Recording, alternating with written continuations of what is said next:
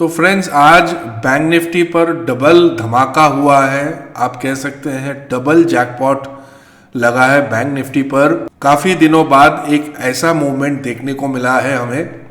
तो आज bank Nifty पर किस तरीके से हमने ट्रेड लिए, कहां पर एंट्री लिया, कहां पर एग्जिट किया, किस तरीके से वापस री एंट्री किए एंड दोबारा एग्जिट किया, पूरा इस वीडियो में डिस्कस करेंगे बैंक निफ्टी एंड कमोडिटी के भी। तो सबसे पहले लर्निंग ग्रुप में हम लोग क्या पोस्ट किए ये देख लेते हैं।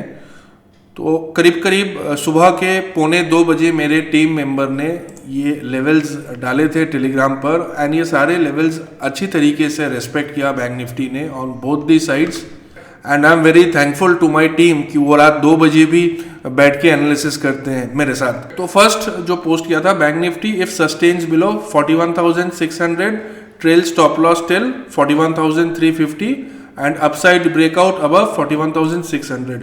तो ये तो खोलते ही 41,600 कल जैसा दिन है कि यहाँ पर स्कैल्पिंग कोई नहीं कर पाया। अब bank Nifty if sustains below 41,600 तो हम शॉर्ट कर सकते हैं एंड मैंने एक वॉइस नोट भी डाला था, ये भी एक बार सुन लीजिए। Good morning everyone. यूएस का जो इन्फ्लेशन डेटा आया है वो घट के आया है एंड देखिए अगर कोई भी इन्फ्लेशन डेटा घट के आता है कोई भी कंट्री के लिए तो डेफिनेटली वो एक पॉजिटिव साइन है, बट जो एक्सपेक्टेड नंबर्स थे वो वैसे नहीं थे। तो I think this can be a negative sign and secondly क्योंकि ये यूएस का डाटा है, since the data is from US तो it will be considered worldwide. So I think market sentiment can go bearish. अगर आप bearish trade ले रहे हैं with the news and sell signal भी हैं तो I think option selling will be a better option instead of buying puts, क्योंकि today is Wednesday, premium decay भी होगा। सो जो लेवल्स मैंने दिया है अगर उसके नीचे सस्टेन करता है and will see our buy sell sells also accordingly, तो I think option selling would be a call selling writing would be a better options if you are planning to go with the news. तो on the very first candle sell side पर signal है and levels भी हमें कह रहा है कि market नीचे जा सकता है, न्यूज़ भी हमें सपोर्ट कर रहा है एंड सेल सिग्नल भी है। नॉर्मली अगर हम पुराने ओल्ड फॉर्मेट में अगर सेल साइड पर ट्रेड लेते हैं तो sell signal bearish order block के नीचे होना चाहिए, जो कि है नॉर्मली इस तरीके का कैंडल पर हम लोग ट्रेड नहीं लेते हैं एंड स्टॉप लॉस होता है बेयरिश ऑर्डर ब्लॉक के ऊपर। तो काफ़ी लंबा स्टॉप लॉस है, तो कई दिन से ऐसा ही चल रहा है मार्केट, जिसके वजह से हम लोग थोड़ा सा अपना स्ट्रेटेजी में चेंजेस लाएं।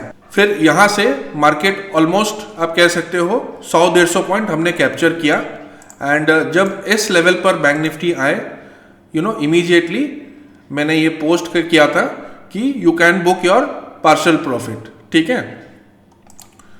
उसके बाद देखो आप दोबारा जब बैंक निफ्टी नीचे से ऊपर जाता है, ये आपको जो ब्लैक कलर का हॉरिजॉन्टल लाइन दिख रहा है मॉर्निंग पर, this was our supply zone. तो एट दैट टाइम मैंने पोस्ट डाले थे, now momentum is slow, be careful, if you are an option buyer market will decide trend continuation और reversal like yesterday at today's supply zone.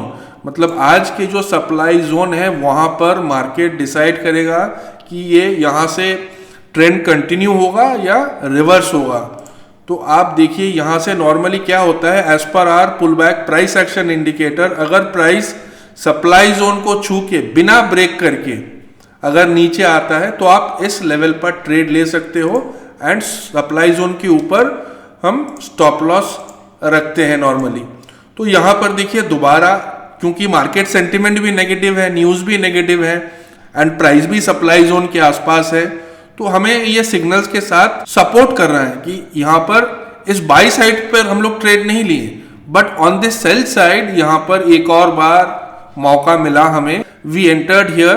तो काफ़ी सारे traders ने फिर इस लेवल पर एंट्री लिए एंड ये जो ऑर्डर ब्लॉक आपको दिख रहा है ये कंटिन्यूअस बुलिश ऑर्डर ब्लॉक है which always acts as a strong support. तो कहीं इस लेवल पर दोबारा एग्जिट कर रहे हैं। उसके बाद आप देखो मार्केट फिर यहाँ से किस तरीके से मैंने जो ब्रेकआउट लेवल दिए थे, की रेजिस्टेंस लेवल दिए थे 41,780, देखो बिल्कुल इसके आसपास आके क्लोज हुआ है। तो अगर प्राइस सप्लाई जोन को ब्रेक करता है तो क्या होता है, supply zone next supply zone तक अपना जो पोजीशन है चेंज करता है। तो यहाँ पर वैसे सिचुएशन नहीं था, यहाँ पर टच करके नीचे आ रहा है तो ही हम ट्रेड लेंगे। अगर ये ब्रेक हो जाता है तो आपको वेट करना है, जब नेक्स्ट सप्लाई जोन जहां पर है वहां पर जब टच करके विदाउट ब्रेकिंग रिवर्सल हो रहा है तो वहां पर आपको ट्रेड लेना है। एंड अगर मैं इस टाइम फ्रेम को 5 मिनट कर दूं, that was on 3 minute time frame, तो आप देखो बिल्कुल जो लेवल्स हैं, मॉर्निंग में मैंने जो ब्रेकआउट लेवल दिया है, अपसाइड ब्रेकआउट लेवल, देखो ये बिल्कुल वो अपसाइड ब्रेकआउट लेवल है, बाय सिग्नल भी है and proper as per our setup है। तो यहां पर भी एक ट्रेड बनता है। I have not recommended, but कुछ लोग अपने सेटअप के अकॉर्डिंग ले लिए। तो this is how we are trading. तो बैंक निफ्टी ने आज दोनों साइड पर अच्छा मूवमेंट दिया। एंड अगर आप एक न्यू कमर है तो मैं आपको यही सजेस्ट करूंगा, पेपर ट्रेड करो, पूरा स्ट्रेटेजी को सीखो समझो, उसके बाद छोटी कैपिटल के साथ शुरू करो। तो निफ्टी की चार्ट को एक बार एनालाइज कर लेते हैं। निफ्टी देखिए, if sustains below 17,900 then you can trail till 17,800। तो यहाँ पर हमारे तो कोई अलग से सिग्नल्स नहीं था, बट उसके बाद मिला है buy signal and which was according to setup. तो आप देख सकते हो उसके बाद निफ्टी का रैली कहाँ पर हुआ है, कहाँ तक गया है nifty. And not only that, यहाँ पर एक ट्रायंगल ब्रेकआउट हो रहा है and to be more precise, upside move if sustains above 17,980 for scalping. ये जो 7,980 ये जो लेवल है, देखिए यहाँ पर ट्रायंगल ब्रेकआउट भी हो रहा है, ठीक है। तो जो स्कैल्पिंग करते हैं उनके लिए सबसे बेस्ट है, एक तो ट्रायंगल ब्रेकआउट कंफर्मेशन दे रहा है एंड हमारे प्राइस एक्शन इंडिकेटर का जो ट्रायंगल पैटर्न है, एंड ये ट्रायंगल पैटर्न डिमांड सप्लाई अपने आप चार्ट पर प्लॉट हो जाता है, आपको अलग से कुछ नहीं करना है। क्रूड ऑयल की चार्ट को एक बार एनालाइज कर लेते हैं। तो क्रूड ऑयल पर यहाँ पर पहले सेल सिग्नल मिला है, but as you know stop loss काफ़ी ज़्यादा है, ये छोड़ देते हैं।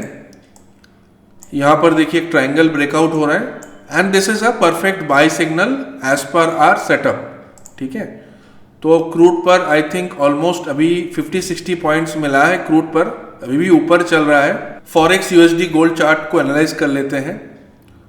तो सबसे पहले यहाँ पर buy signal which is not as per our setup, ignore.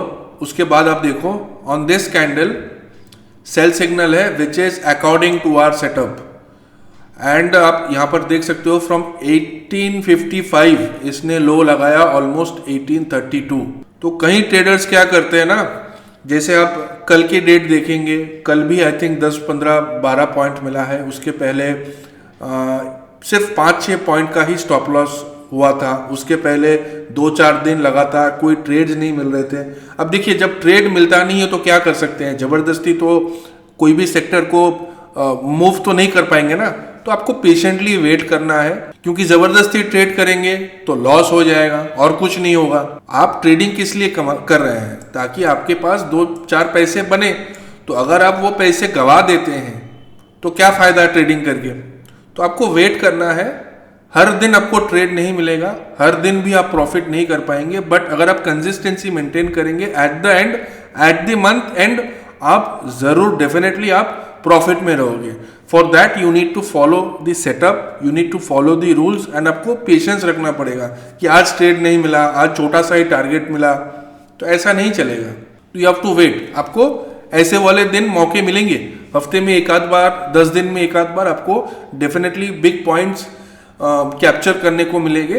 And stocks बिल्कुल आज स्टॉक्स में मैं डिस्कस नहीं कर रहा हूँ, कुछ खास हुआ नहीं है, मैं स्क्रीनशॉट पोस्ट कर दूंगा फॉर योर रेफरेंस, क्योंकि टाइम भी नहीं है, 6:40 बज रहा है, मुझे 7 बजे ऑलमोस्ट वीडियो अपलोड करना है। तो कल बैंक निफ्टी पर किस तरीके से ट्रेड लेंगे, क्या सेटअप होगा, ये सारे चीज़ हम लर्निंग चैनल में डिस्कस करेंगे। एंड जो हमारा डिस्कशन ग्रुप है इसमें भी काफ़ी पॉजिटिव डिस्कशंस होते हैं। तो ये सारे एफर्ट्स मैं लगातार देता रहूँगा। I think indicators, levels, factors and strategy, इन सारे का कॉम्बिनेशन को यूज़ करके हम सभी को काफी अच्छा रिजल्ट्स मिल रहा है। तो अगर आप इस इंडिकेटर को सब्सक्राइब करना चाहते हो एंड हमारे साथ जुड़ना चाहते हो तो लिंक डिस्क्रिप्शन पर है।